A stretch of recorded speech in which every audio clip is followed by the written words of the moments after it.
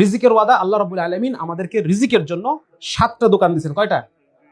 এর মধ্যে 7 নাম্বার হচ্ছে বিবাহ করো। বিবাহ করো। আমার একটা এরকম একটা ওমর রাদিয়াল্লাহু তাআলার কল আছে যে তোমরা বিবাহের দ্বারা রিজিক তালাশ কেন করছো না? Why not? সুতরাং বিয়ের দ্বারা রিজিক আসে। তাহলে আমাদের রফিক ভাই অনেক রিজিকের অধিকারী, আলহামদুলিল্লাহ। ঠিক আছে না? এবং এটা শুধু হাসলে হবে না, এটা আমাদেরকে কি, এটা আমাদেরকে শিক্ষা নিতে হবে, এখান থেকে শিক্ষা নেওয়ার আছে।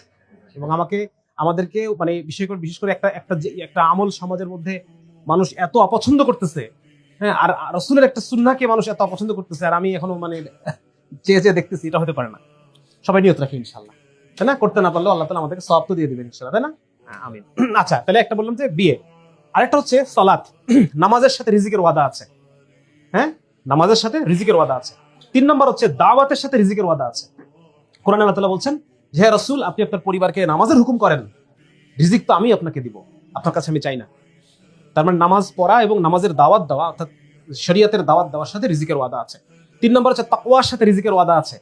আল্লাহ তাআলা বলছেন যে যদি তোমরা যদি তাকওয়া অবলম্বন করো, এমন জায়গা থেকে রিজিক দিব, মানে লা ইয়াহতাসিব, যে তুমি কখনো মানে কল্পনাও করতে পারো না, কল্পনার অতীত জায়গা থেকে রিজিক দিব।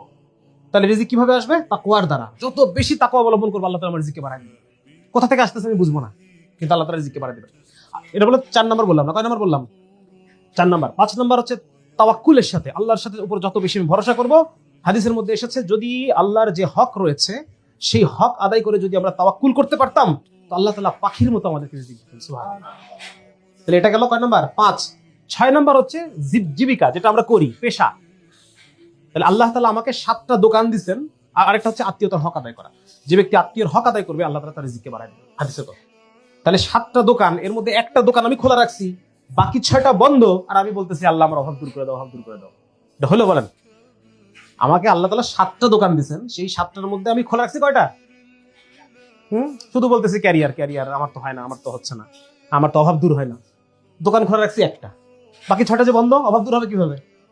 সম্ভব? সুতরাং একজন মুমিনের ক্যারিয়ার সম্পর্কিত আকীদাগুলো আমাদের বুঝতে হবে এবং সেটা পরিবর্তন করতে হবে। হ্যাঁ, তাহলেই আজকে ক্যারিয়ার কেন্দ্রিক চারপাশে যে একটা হতাশা, এই হতাশা থেকে আমরা বাঁচতে পারবো। ঠিক আছে না? এবং একজন আদর্শ মুসলিম আমরা হতে পারবো।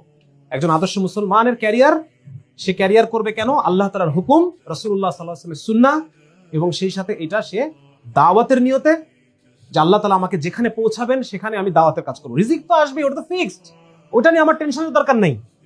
আমার টেনশন হচ্ছে যে আমি যখন কথার কথা আমি একজন প্রফেসর হলাম, তো এই যে 8-10টা যে নাস্তিক প্রফেসর যেগুলো আছে, এগুলোর মধ্যে আমি দাওয়াতের কাজ করবো। যে সমস্ত প্রফেসররা আছে তারা নামাজ পড়তে পারতেছে না, বা